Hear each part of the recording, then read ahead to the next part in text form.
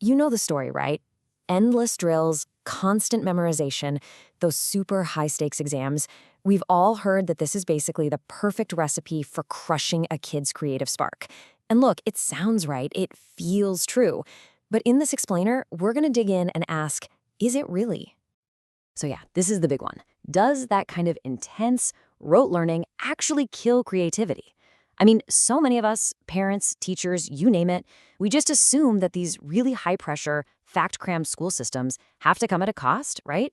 And that cost is thinking outside the box. It feels like you can have one or the other, but not both. But what if the actual data tells a totally different story?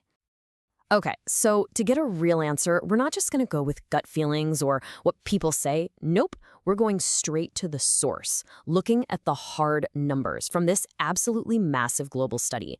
This thing measured creativity on a worldwide scale for the first time, so we can finally compare apples to apples. And that source is the PISA 2022 Creative Thinking Assessment. Now, if you follow education, you know PISA is a huge deal. It's run by the OECD, and it's kind of the world championship of education. And in 2022, they tested 15-year-olds all over the planet on something new. Not just math and reading, but their ability to come up with original, useful ideas. So yeah, this is about as legit as data gets. Now, to keep things fair, we're not going to look at every single country out there. That could get messy. Instead, we're going to zoom right in on a specific group. Developed, high-performing economies. Why? Well, it helps us cut out a lot of the other noise, like economic differences, so we can really focus on how their education styles might be making a difference. And within this group, we can basically set up two teams based on the popular stereotypes. In one corner, you've got what we'll call the Asian high-pressure systems. Think Singapore, South Korea, the places famous for being super exam-focused. And in the other corner, we have the European and other open systems. Places like Canada, Finland, Australia, you know, the ones famous for being more student-led and flexible. All right, so place your bets. Based on everything you've ever heard, which of these two groups do you think scores higher on creative thinking? It's got to be the open systems, right? Finland, Canada, that seems like a total no-brainer. Well, this is exactly why we look at the data instead of just guessing, because the result is not what you'd expect at all. The Asian group, the one stereotyped for all that rote learning, they actually have a higher average score for creativity. It's 35.2 for them versus 33.9 for the European and other group. Wild, right?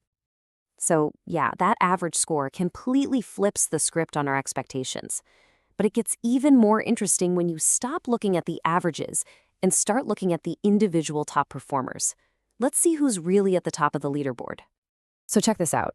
The top three are really something. You've got Canada with a great score of 38. But look who they're tied with. South Korea. And then way out in front, all by itself, is Singapore. So let that sink in. Two of the top three creative countries in the world are from that so-called high-pressure group. Let's just pause on that for a second. 41. That's Singapore's score. They aren't just number one, they're in a league of their own. The country that is literally the poster child for a tough exam-based system is, according to this massive global test, also the most creative. How does that work?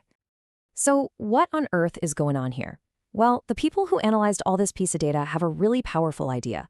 They suggest that maybe we've been looking at this all wrong.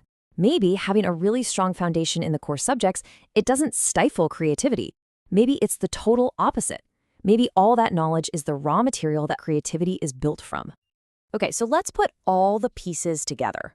What are we really learning from this?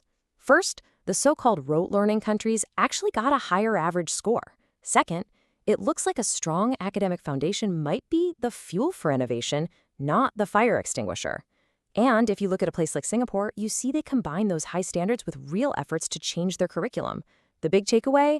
It's not an either-or situation. It's not knowledge versus creativity. So at the end of the day, what's the big takeaway here? It's pretty simple, but it's also pretty revolutionary. All that academic pressure, it doesn't necessarily kill creative thinking.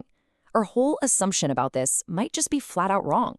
The data suggests it's way more complicated than that. And that leaves us with a really powerful question to chew on. We tend to think of creativity as this magical, free-floating thing that just appears out of thin air. But what if that's not it at all? What if real, powerful creativity isn't built on an empty canvas, but on a deep, solid foundation of knowledge? Could that be the real secret? Makes you think, doesn't it?